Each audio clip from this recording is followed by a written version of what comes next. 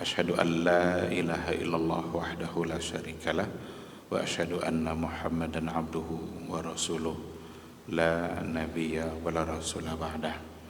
Ikhwati fillah, hadirin hadirat kaum muslimin dan muslimat yang dimuliakan Allah. Mari kita awali kajian kita dengan bersyukur dan memuji Allah. Alhamdulillah, malam hari ini kita kembali dipertemukan oleh Allah dalam sebuah majelis ilmu yang kata Rasulullah SAW, majelis ilmu itu adalah taman surga. Mudah-mudahan kehadiran kita di majelis ilmu, langkah kaki yang kita ayunkan ke rumah Allah itu bisa membuat dosa-dosa kita terhapus dan membuat kita juga terangkat kemuliaan dan kita semakin dicintai oleh Allah Subhanahu wa ta'ala. Kita berharap mudah-mudahan di masa-masa yang akan datang Allah selalu memudahkan kita untuk hadir di majelis ilmu. Jangan pernah bosan untuk duduk di majelis ilmu, karena sesungguhnya ilmu itu lebih penting daripada makan dan minum. Kata Ibnul Qayyim al-Jauziyah, ilmu itu lebih penting daripada makan dan minum. Kalau kita tidak makan, kita tidak minum, itu hanya akan mungkin bisa merusak dunia kita. Tapi kalau dengan tidak berilmu, maka akan rusak adalah dunia dan akhirat kita. Nah, oleh karena itu bersyukurlah ketika kita diberikan kemudahan oleh Allah untuk hadir di majelis ilmu. Ikhwati fillah, salawat dan salam sama-sama kita ucapkan untuk Rasulullah sallallahu alaihi wasallam. Allahumma salli ala Muhammad wa ala ali Muhammad. Mudah-mudahan kita semakin mencintainya, mudah-mudahan kita semakin merindukannya, karena beliaulah yang telah menyampaikan ilmu itu secara keseluruhan. Kata Umar bin Al-Khattab, inna hazal ilma dinun. Sesungguhnya agama ini semuanya adalah ilmu. Maka Rasulullah SAW telah menyampaikan secara keseluruhan semua bagian-bagian dalam beragama kita. Rasul kita sudah sampaikan.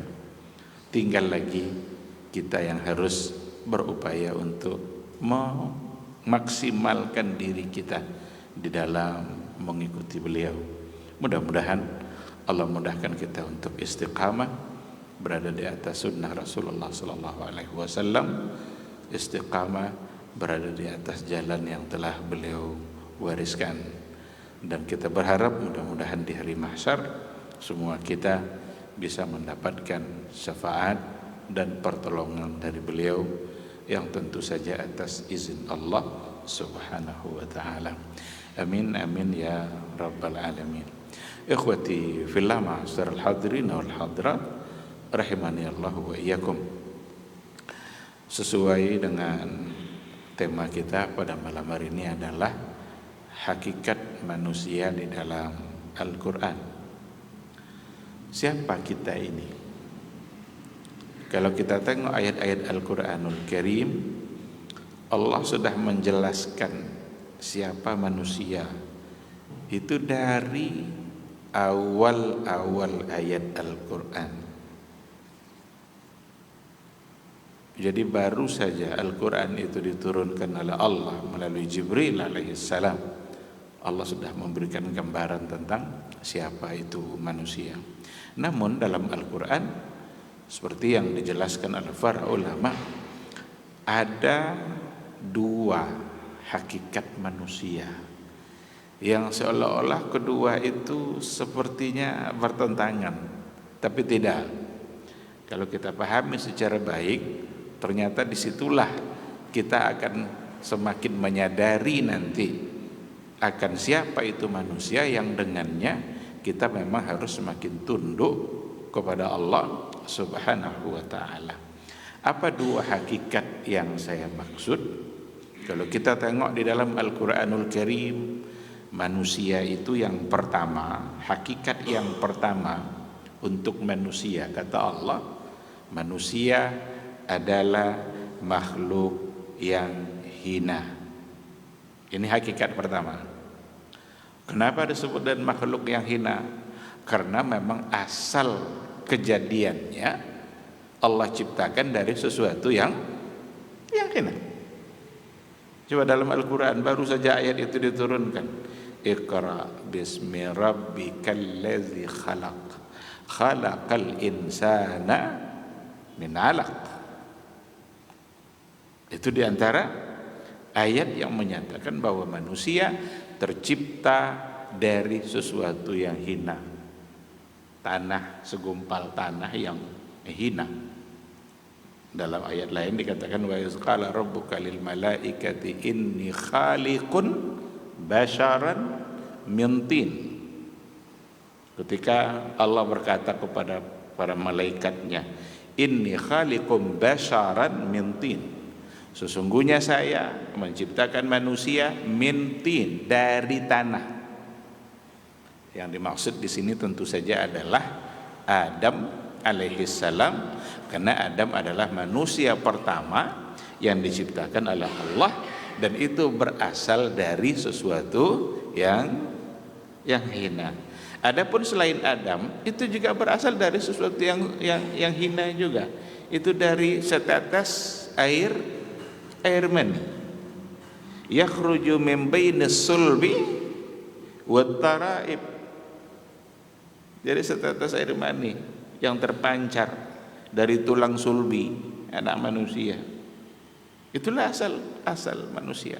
Oleh karena itu hakikat pertama Allah katakan bahwa manusia itu sesungguhnya adalah makhlukun tafih, makhluk yang hina dari sisi asal.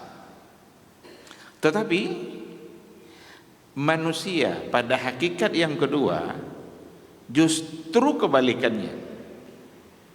Karena Allah sebutkan bahwa sesungguhnya manusia ini kebalikan yang tadi, justru adalah makhlukun mukarram, makhluk yang dimuliakan oleh Allah, bahkan dimuliakan lebih mulia dari semua makhluk yang ada.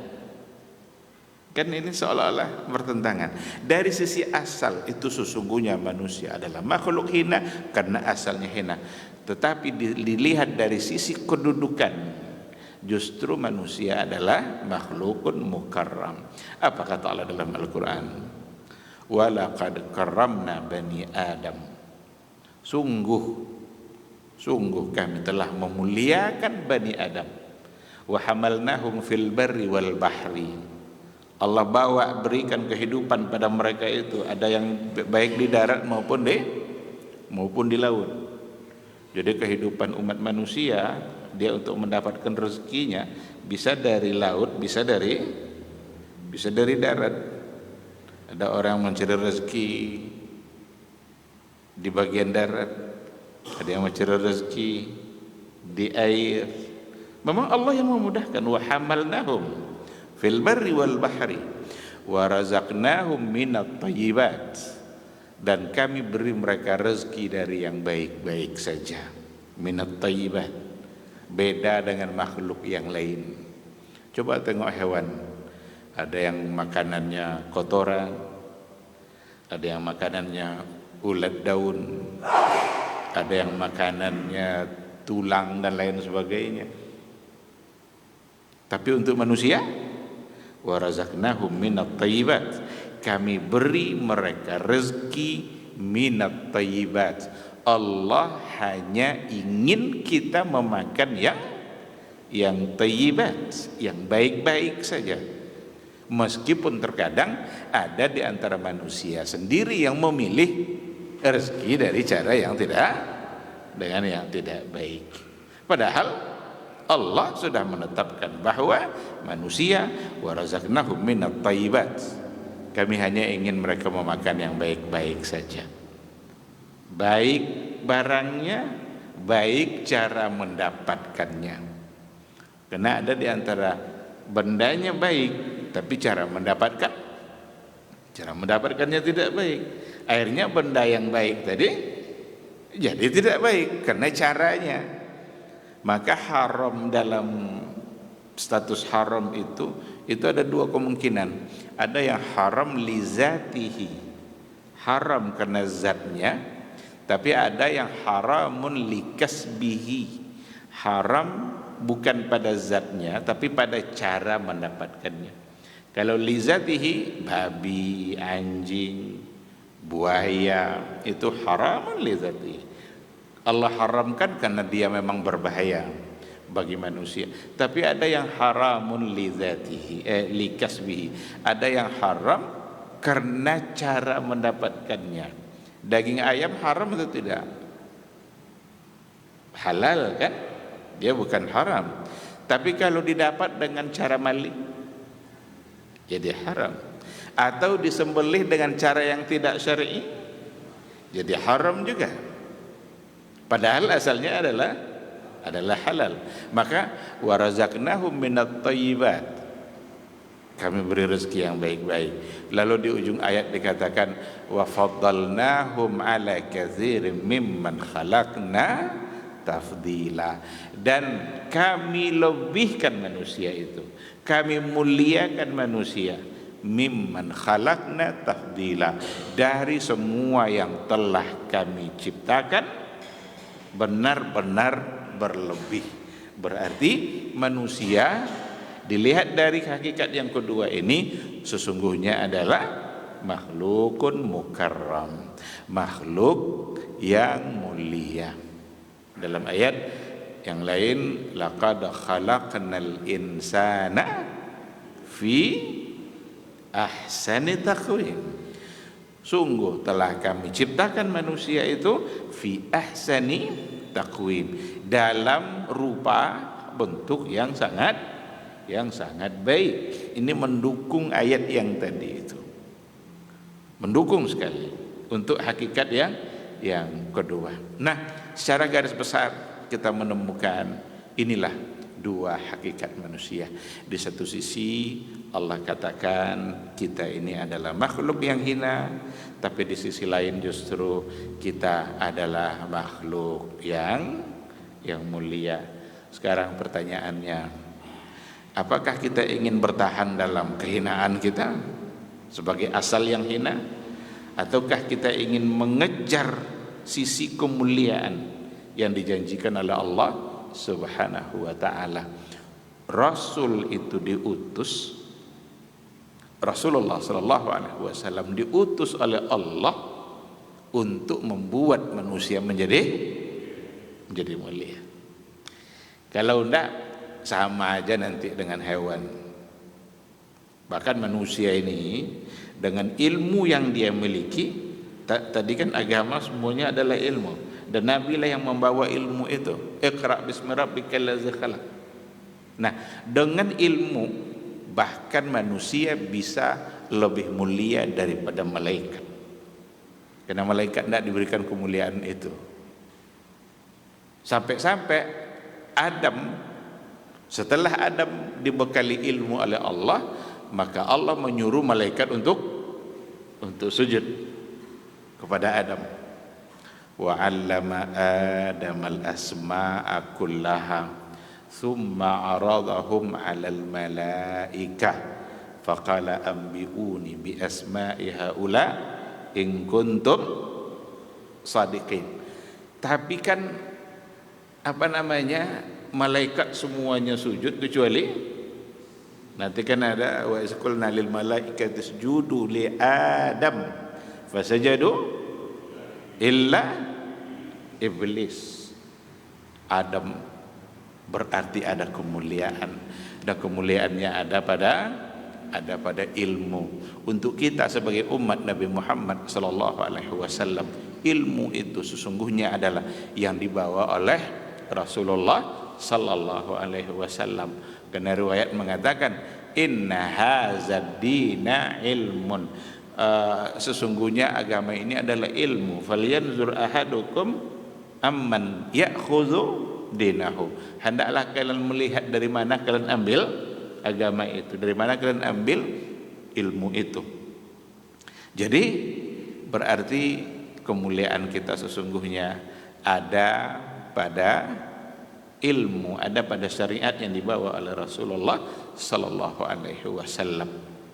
Dari dua hakikat ini kita bisa mengambil banyak pelajaran bahwa sesungguhnya manusia ini tidak boleh di dalam dirinya ada unsur kesombongan. Kenapa tidak boleh? Karena sesungguhnya dia yang sombong itu asalnya sesungguhnya adalah dari sesuatu yang hina. Buat apa kita menyombongkan diri? Karena yang pantas sombong itu hanya Allah. Kita diciptakan oleh Allah. Hidup kita Allah yang memberikan. Semua kehidupan kita, rezeki kita, mulai dari awal sampai akhir, semua diatur oleh Allah, Dia yang menentukan. Maka yang pantas sombong itu sesungguhnya adalah Allah.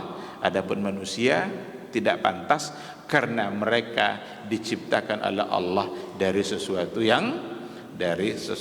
yang hina. Di sisi lain, manusia tidak boleh merasa minder. Tidak boleh dalam hidup ini kita merendahkan diri kita kecuali hanya kepada Allah. Tidak boleh kita menghinakan diri kita, merendahkan diri kita kepada sesama makhluk. Kita hanya boleh merendahkan diri kepada Allah yang menciptakan kita, Allah yang memberikan kita segala-galanya.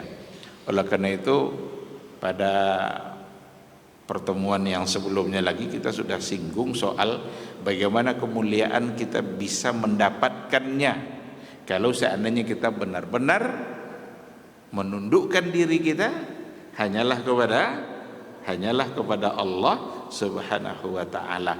Maka kalau kita meminta, kita berdoalah hanya kepada Allah. Kalau kita meminta, jangan pernah meminta kepada selain Allah. Kadang-kadang ada orang menghinakan dirinya, lupa dia kalau dia dengan orang tadi sama-sama makhluk. Kadang-kadang tempat menghinakan dirinya itu kadang orangnya sudah mati pula. Meminta kepada kuburan, meminta kepada dukun-dukun, mencari cara keselamatan berawal dari memiliki mantra-mantra, jimat-jimat. Itu sesungguhnya kita sedang menghinakan diri kita di hadapan makhluk, padahal kita hanya boleh menghinakan diri kita di hadapan Allah karena memang Allah lah yang mulia. Andaikan dalam diri kita ada kemuliaan, itu hanyalah kemuliaan yang diberikan oleh Allah Subhanahu wa taala yang harus kita syukuri. Nah, ikhwati fillah, ini dua hakikat yang harus kita pahami terus. Dengan kehinaan kita, tapi kita berhak untuk mendapatkan kemuliaan. Walaupun asal kita dari sesuatu yang setetes air mani, ini segumpal tanah, asal kita sebagai manusia, tetapi Allah berikan cara agar kita tetap mulia di sisi Allah, dan kemuliaan itu hanya akan kita dapatkan kalau seandainya konsep kita mengejar kemuliaan dengan konsep yang telah diatur oleh Allah Subhanahu wa taala. Ketika kita mentaati aturan-aturan yang diberikan oleh Allah, mana yang halal, mana yang haram. Yang halal untuk kita ambil, yang haram untuk kita tinggalkan. Ada hukum-hukum nanti, ada yang wajib, ada yang haram. Yang wajib itu mestilah untuk sesuatu yang kita laksanakan. Yang haram itu mestilah untuk sesuatu yang harus kita tinggalkan. Andaikan kita terus berada di jalan itu, itulah sesungguhnya kemuliaan yang akan kita dapatkan di sisi Allah Subhanahu wa ta'ala. Ada beberapa bentuk kemuliaan manusia yang disampaikan oleh Allah dalam Al-Quran, berbeda dengan makhluk yang lain. Di antaranya adalah dalam Al-Quran dikatakan bahwa manusia itu, yang dalam hal ini adalah Adam alaihissalam, Allah ciptakan langsung dengan kedua tangannya. Ini adalah bentuk dari kemuliaan, bahwa manusia Allah yang menciptakan langsung dengan kedua tangannya, dan manusia yang dimaksud di sini adalah Adam alaihissalam sebagai Abul Bashar. Dalam Al-Quran ketika iblis yang tadi itu tidak mau sujud, apa kata Allah? Ya iblis, ma mana'aka an tasjuda lima khalaqtu biyadayya am kunta minal ali. Jadi Allah bilang, ya iblis, wahai iblis, apa yang menghalangimu untuk sujud? Kan disuruh sujud tadi nih, Adam disuruh sujud oleh Allah kepadanya malaikat semuanya sujud kecuali iblis. Aba wastakbar. Allah bertanya kepada iblis, ya iblis, apa yang menghalangimu untuk sujud kepada Adam yang telah aku ciptakan langsung dengan kedua tangan saya? Allah menyebutkan dengan kedua tangan itu sesungguhnya adalah bentuk kemuliaan bagi Adam. Dan ini pula lah alasan nanti orang hamba Allah meminta syafaat kepada Adam alaihissalam di akhirat kelak, karena dia yang langsung diciptakan Allah dengan kedua tangannya. Nah, ini ayat di dalamnya ada berbagai macam bentuk pelajaran. Ada di antaranya pelajaran akidah, pelajaran iman, pelajaran tauhid. Bahwa sesungguhnya di antara sifat-sifat zat yang dimiliki oleh Allah berdasarkan kepada ayat ini, kan dia bilang lima khalaqtu biyadayya, dengan apa yang telah aku ciptakan dengan kedua tangan saya. Berarti ini sesuatu yang harus kita imani. Ada perkara iman yang terdapat dalam ayat ini. Allah memiliki sifat zat, tetapi semua sifat yang dimiliki Allah tidak ada satupun yang sama dan serupa dengan apa yang dimiliki oleh makhluk. Keserupaan itu dinafikan oleh Allah langsung dalam ayatnya, laisa kamitslihi syai'. Laisa kamitslihi syai'un wa huwas samiul basir. Tidak ada satupun yang serupa dengan Allah. Walam yakul lahu kufuwan ahad. Tidak ada satupun yang setara dengan Allah. Nah, ini penafian. Berarti ketika dikatakan ada sifat-sifat zat yang dimiliki oleh Allah, kita wajib mengimaninya. Tapi pada saat yang sama kita mesti menafikan keserupaan. Artinya yang ada pada Allah tidak sama dengan semua yang ada pada makhluk. Yang ada pada Allah adalah sesuatu yang sesuai dengan kemuliaan dan keagungannya.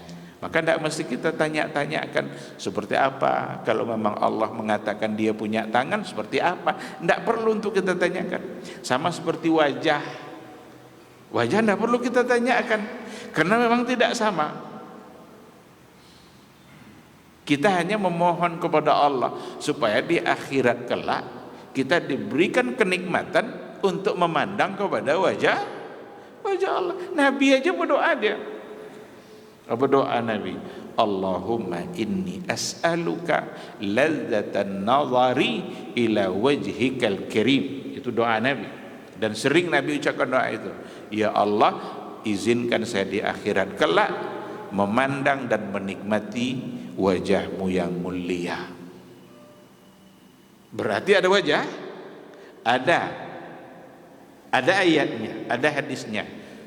Tetapi wajah yang mulia, wajah yang layak sesuai dengan keagungan dan kemuliaan Allah, kita tidak mesti mempersoalkan, tidak mesti meragukan, tidak mesti mempertanyakan seperti apa. Kita diminta hanya untuk meyakini. Nah, balik pada poin yang tadi, bahwa yang pertama, hakikat manusia lebih dipandang dari sisi mulianya daripada sisi asalnya tadi itu. Karena memang manusia itu diciptakan langsung oleh Allah dengan kedua tangannya, khususnya adalah Adam alaihissalam. Yang kedua, manusia itu mulia dan berbeda dari semua makhluk yang ada. Itu ketika Allah berikan akal, Allah berikan manusia akal dan kemampuan untuk berbeda, membedakan mana yang baik, mana yang buruk, kemampuan untuk melakukan sesuatu dan memilih ikhtiar yang baik. Keberadaan akal ini, akal yang seperti itu membuat manusia menjadi mulia. Ada tamyiz, ada pembeda. Ini hewan tidak punya ini. Hewan tidak punya akal dalam artian kemampuan untuk berpikir dan membedakan. Coba ada aturan aurat pada manusia. Allah dan Rasulnya sudah mengatur ada aurat yang harus ditutup. Sekarang aurat apa artinya? Apa arti kata al-aurah? Al-aurah itu bermakna al-aib. Jadi aurat itu arti katanya adalah aib. Aib itu apa? Sesuatu yang buruk yang kita ingin tertutup, ingin kita tersembunyi. Ada enggak di antara kita yang ingin orang tahu aibnya? Pasti tidak. Semua kita ingin aib kita selalu tertutup. Maka kata aurat itu sesungguhnya artinya adalah aib. Maka Allah suruh tutup. Karena itu adalah sesuatu yang memalukan. Maka diaturlah bagaimana cara berpakaian manusia, baik laki-laki maupun perempuan. Supaya apa? Supaya kita mulia. Orang-orang yang menggunakan akalnya secara sehat, orang-orang yang akalnya dibimbing oleh wahyu, kalau akalnya dibimbing oleh wahyu, maka dia pasti akan mentaatinya. Tapi kalau seandainya akalnya tidak dibimbing oleh wahyu, dia tidak punya kemampuan untuk membedakan mana yang baik, mana yang buruk, sehingga dia tidak peduli dengan aurat yang harus ditutup itu. Padahal itu untuk kemuliaan. Maka Allah berikan akal. Allah berikan akal. Itu kemampuan kita untuk membedakan. Hewan ada tidak aturan itu pada dia? Ada aturan aurat bagi hewan? Tidak ada. Hewan bisa melakukan sesuatu yang memalukan di hadapan manusia.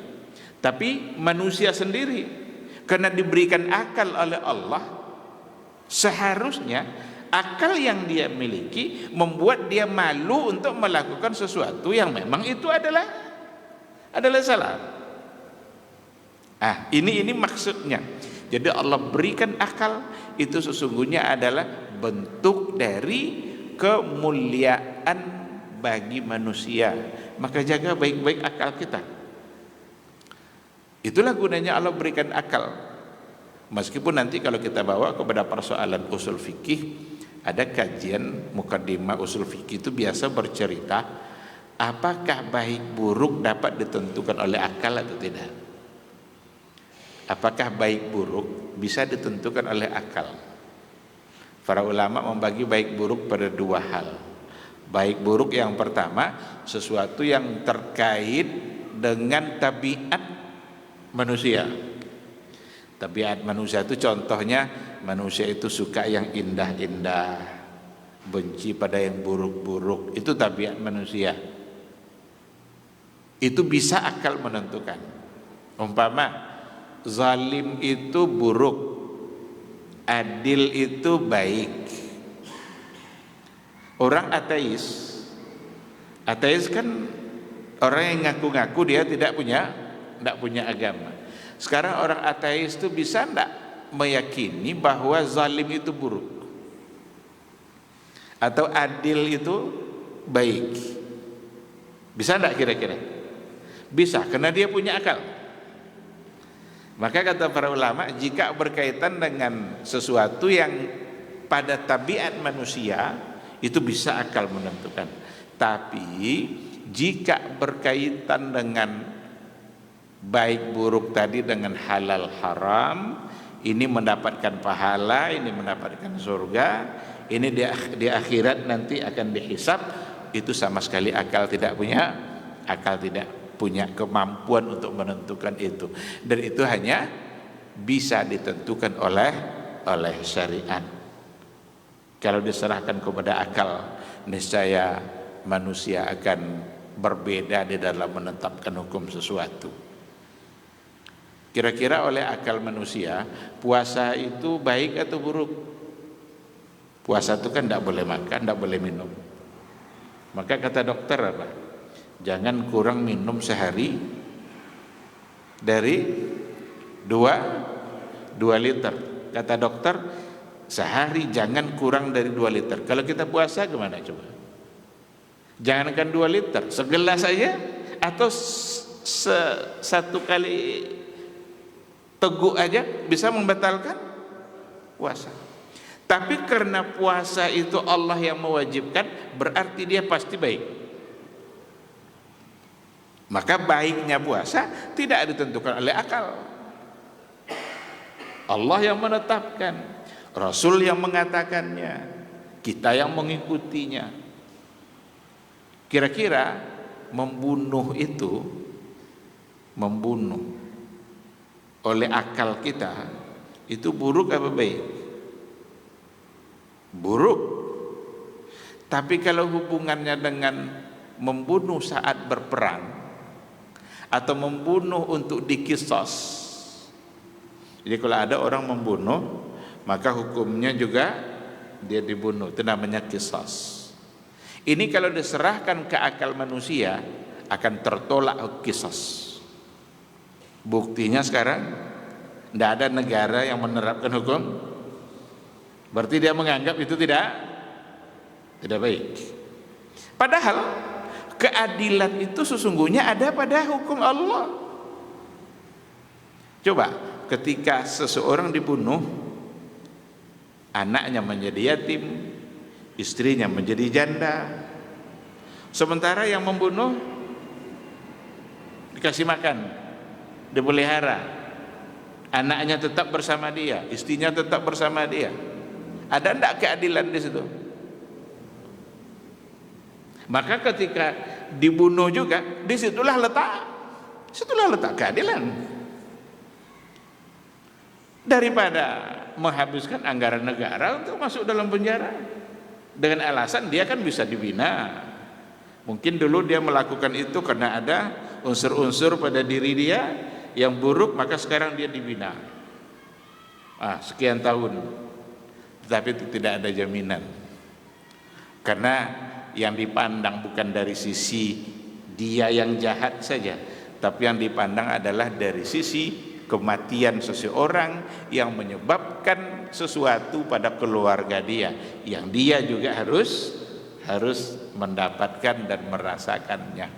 Nah, maka apa yang telah ditetapkan oleh Allah, pasti disitulah letaknya kebaikan. Apa yang dilarang oleh Allah, pasti disitulah letak keburukan. Pasti itu. Kenapa ada makanan yang diharamkan? Ini halal, ini haram. Ular umpamanya, halal atau haram?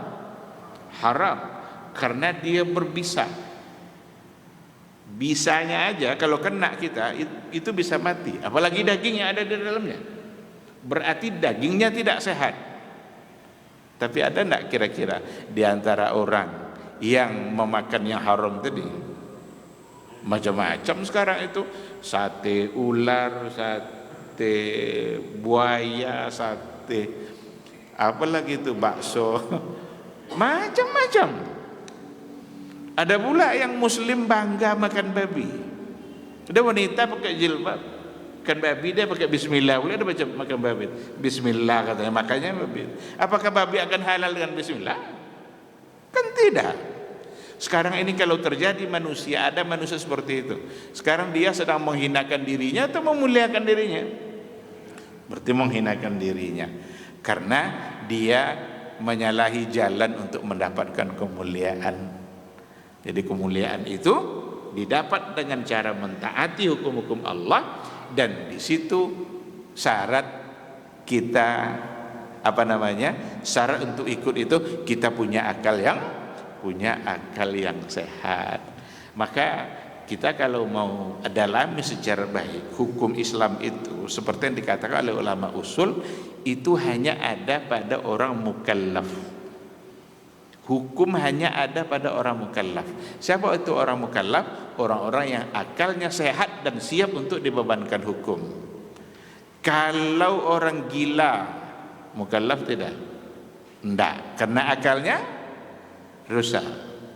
Anak kecil, mukallaf tidak? Tidak juga, karena akalnya belum kuat untuk dibebankan hukum. Anak kecil belum paham dengan dirinya sendiri, apalagi dengan diri orang lain. Anak kecil itu belum mengerti dia mana yang baik, mana yang buruk, jadi belum bisa dibebankan. Orang yang sedang tidur mukallaf tidak? Tidak. Kenapa tidak? Karena akal yang sedang tidak berfungsi. Kalau ada suami yang menceraikan istrinya dalam mimpi, jatuh tidak tolaknya? Wahai istriku, kamu saya ceraikan, tapi itu mimpi. Enggak kan?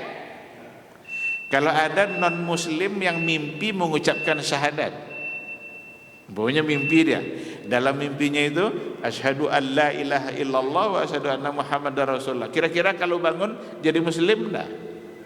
Enggak, karena dia lakukan dalam keadaan akal yang tidak berfungsi.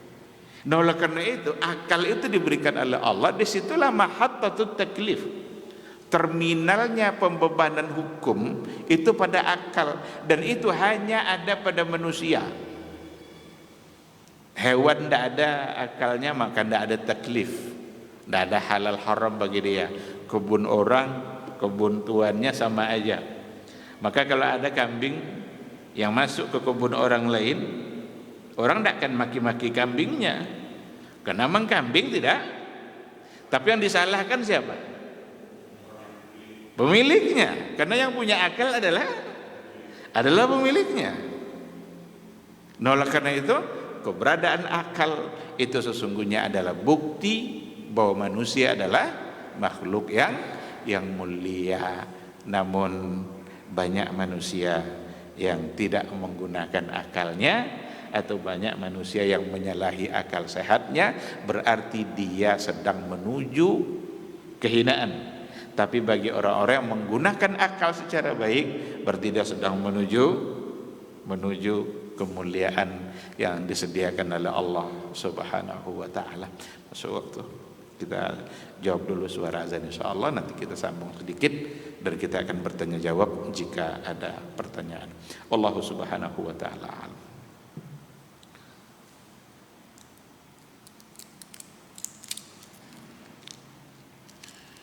Allahu Akbar.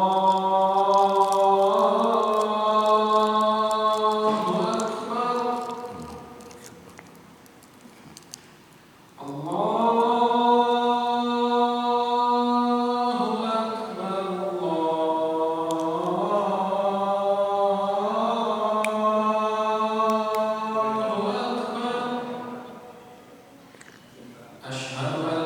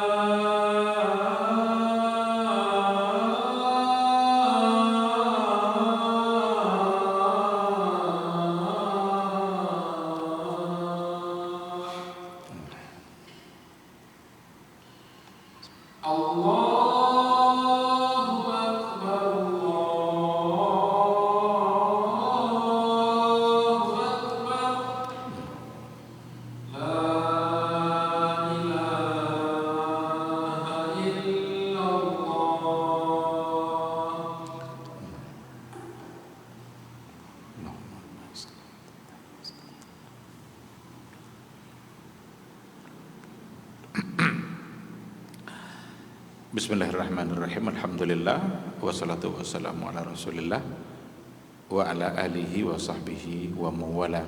Ikhwati fillah, ma'asyiral hadirin wal hadirat rahimani Allahu wa iyyakum. Kita tambah sedikit poinnya, bentuk-bentuk kemuliaan manusia yang disampaikan oleh Allah dalam Al-Quran. Yang pertama tadi adalah ketika Allah katakan bahwa asal manusia atau bapak manusia itu diciptakan langsung oleh Allah dengan kedua tangannya. Yang kedua tadi kita katakan bentuk kemuliaan Allah, kemuliaan manusia yang disampaikan oleh Allah dalam Al-Quran itu ketika Allah memberikan mereka akal. Maka banyak pertanyaan untuk manusia, afala taqilun, afala tatadabbarun. Itu kan semua pertanyaan Allah. Tidakkah kalian berpikir? Tidakkah kalian mau mentadabburi? Tidakkah kalian mau menganalisa? Itu semua adalah perintah-perintah yang datang dari Allah supaya kita memfungsikan akal yang diberikan oleh Allah. Karena dengan cara itulah kita bisa menjadi mulia. Yang berikutnya diantaranya adalah Allah Subhanahu wa Ta'ala menundukkan semua yang ada pada bumi dan langit itu untuk manusia. Jadi ada namanya taskhir. Taskhir itu Allah menundukkan sesuatu. Allah tundukkan laut, dan dengan laut yang ditundukkan oleh Allah mudah manusia berlayar dengan kapalnya. Allah tundukkan langit. Kalau lama tidak hujan, Allah bilang, hei langit hujan. Itu semua untuk apa? Untuk manusia. Jadi makhluk-makhluk ini kalau ditanya tujuannya, kambing untuk apa Allah ciptakan? Itu manusia. Pohon-pohon ditanam lalu berbuah. Untuk siapa? Itu manusia. Berapa macam jenis buah-buahan yang ada? Beda rasa, beda bentuknya. Yang ditanam menjadi tumbuh, yang ditumbuh menjadi berbuah, yang berbuah bisa dimakan, yang dimakan bisa menjadi obat. Itu semua datang dari Allah. Jadi semua untuk manusia. Tinggal lagi pertanyaannya, manusia Allah ciptakan untuk apa? Jadi tadi kan segala-galanya kan sudah untuk manusia nih. Manusia sendiri untuk apa? Untuk Allah. Maka wa ma khalaqtul jinna wal insa illa liya'budun. Dengan ditundukkan apa yang ada di bumi dan di laut agar manusia bisa beribadah, bisa taat, bisa tunduk kepada Allah. Pagi sampai siang kita sudah lapar. Agar kita mudah untuk beribadah di waktu siangnya, maka ada padi yang ditumbuhkan oleh Allah, ada ikan yang di laut yang bisa dimasak, ada buah-buahan yang bisa dimakan, untuk kemudian terpenuhilah kebutuhan fisik kita. Dan kalau itu sudah terpenuhi, kita mau ngapain setelah itu? Apakah mau senang-senang begitu aja? Disitulah fungsinya agar kita bisa beribadah dan mendekatkan diri kepada Allah Subhanahu wa Ta'ala. Bahkan Allah melarang kita untuk melakukan sesuatu yang bisa merusak diri kita. Perkara apa saja jika bisa merusak diri kita, maka tidak boleh kita lakukan. Apa saja yang bisa merusak akal. Kenapa khamar dilarang? Kenapa khamar diharamkan? Karena bisa merusak akal kita, bisa merusak saraf pikiran kita. Maka Allah larang itu semua. Pokoknya apa saja jika terlarang maka pasti itu pasti buruk, dan apa saja jika baik maka pasti di situ maslahat. Tidak boleh kita rubah, tidak boleh kita balik-balik. Yang haram jadi halal, yang halal jadi haram, kecuali Allah sendiri yang membolehkan. Kecuali Allah sendiri yang membolehkan, karena ada nanti keadaan-keadaan di mana Allah balik hukum itu. Contoh, bangkai haram, babi haram, tapi dalam kondisi di mana seseorang terpaksa, dia tidak punya apa-apa kecuali yang haram ini. Kalau dia tidak makan, sekarang di hutan dia tersesat, habis bekal, tidak ada yang bisa dimakan, tapi ada benda yang bisa dimakan cuma haram. Kalau dia tidak makan nanti bisa mati. Sekarang boleh tidak dia makan? Boleh. Yang membolehkan siapa? Allah. Jadi hukum asalnya yang haram-haram, yang halal-halal jangan dibolak-balik, jangan dirubah-rubah, kecuali Allah sendiri yang membolehkan, yang merubahnya. Kalau Allah sendiri yang merubahnya, ya itulah hukum Allah, kita tinggal ikut. Puasa itu wajib. Berdosa seseorang kalau seandainya dia tidak berpuasa. Tapi kalau dia sakit kronis, tidak bisa sembuh, tidak diharapkan sembuhnya, apakah dia wajib juga berpuasa? Tidak. Yang mengatakan tidak wajib itu siapa? Allah dan Rasulnya. Kalau ada itu, ambil perubahan itu. Kalau tidak, berarti tetap pada hukum asal. Tapi ada enggak kira-kira di antara orang sehat-sehat aja, tidak ada alasan apapun, tapi dia tidak puasa? Ada? Bahkan banyak. Berarti dia sedang menuju kehinaannya. Berarti dia hanya ingin mempertahankan kehinaannya. Ketika ada orang yang sehat, dia bisa melaksanakan, lalu dia berpuasa, berarti dia sedang menuju kemuliaannya. Maka benar-benar kita sebagai manusia yang menentukannya, kita mau mulia atau mau hina. Semua sudah terang, semua sudah jelas. Maka dalam ayat dikatakan, qad tabayyana ar-rusydu minal ghayy, sungguh telah terang nyata mana yang baik dan mana yang buruk. Dalam hadis, innal halala bayyin wa innal harama bayyin wa bainahuma umurun mustabihat. Yang halal sudah terang, yang haram sudah terang, ada di tengah-tengah nanti yang samar-samar. Maka berhati-hatilah dengan persoalan yang syubhat. Ikhwati fillah, ma'asyiral hadirin wal hadirat, rahimani Allah wa iyyakum. Jadi inilah sekilas gambaran tentang hakikat manusia dalam Al-Quran yang disampaikan oleh Allah Subhanahu wa ta'ala. Di satu sisi manusia berasal dari yang hina, berarti hakikatnya adalah hina. Yang kedua, di sisi lain manusia ternyata justru adalah makhluk yang mulia, dan Rasul kita diutus untuk membawa konsep kemuliaan itu. Yang ingin mulia, ikutilah Rasul, dan yang ingin hina, tetap dalam kehinaannya, silahkan menjauh dari apa yang telah diatur oleh agama.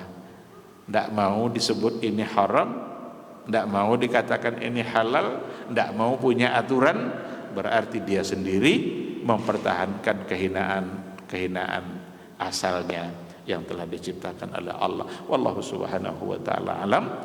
Saya kira kita masih punya waktu. Kalau ada pertanyaan, dipersilahkan. Silahkan. Fadhal. Silakan. Waalaikumsalam.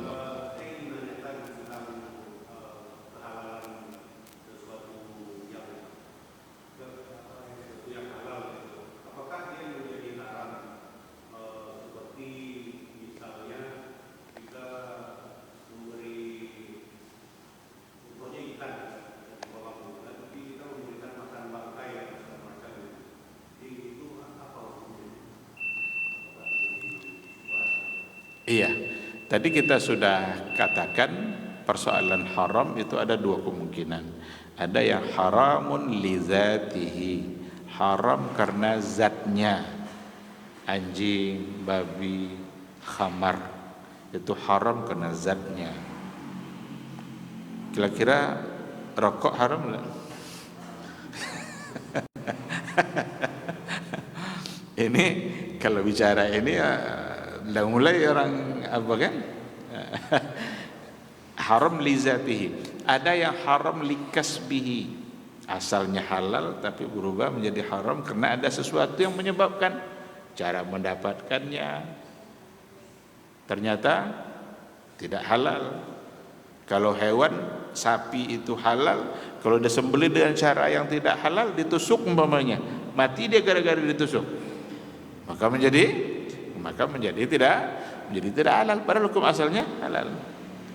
Tapi sekali lagi halal haram itu adalah untuk manusia. Sekarang ikan dikasih bangkai, ikan lele, kira-kira itu makanan dia atau tidak? Kan memang makanan dia. Maka dalam ayat yang tadi itu, warazaqnahum minat thayyibat, kami berikan rezeki bagi manusia itu yang baik-baik. Allah hanya ingin manusia makan yang baik, dan itu tidak berlaku pada hewan. Ayam ada macam-macam yang dimakannya, ikan ada juga macam-macam yang dimakannya, karena memang mereka tidak punya aturan. Maka karena memang manusia itu hanya padanya untuk yang baik, dan hukum itu hanya berlaku untuk manusia. Nah, oleh karena itu tidak bisa disalahkan kalau seandainya diberi makan ya itu. Tapi kalau kucing umpamanya dikasih makan tapi di situ ada racun untuk membunuh dia umpamanya, berarti kita salah. Berarti ada kesalahan karena kita memberikan sesuatu yang memang untuk menyakiti dan menganiayanya. Itu baru kita hindari. Tapi memberikan sesuatu yang memang itu makanannya, ayam kasih nasi basi, apa hukumnya? Memang itu makanannya. Sementara bagi manusia itu sudah tidak boleh. Itu diantara bentuk haram yang bukan karena zatnya, karena terjadi perubahan. Nasi itu hukum asalnya adalah halal. Kalau terjadi perubahan, sekarang basi dia atau bercampur dengan yang lain, berarti manusia tidak lagi boleh untuk memakannya karena sudah merusak tubuh manusia. Tetapi tidak mesti, tidak otomatis itu akan merusak yang hewan yang lain. Jika memang merusak hewan yang lain, berarti jangan diberikan. Tapi jika tidak, maka insya Allah tidak mengapa. Wallahu subhanahu wa ta'ala a'lam. Ada pertanyaan lain? Cukup saya kira. Kalau tidak ada pertanyaan lagi, mungkin sampai di sini kajian kita malam hari ini. Mudah-mudahan bermanfaat.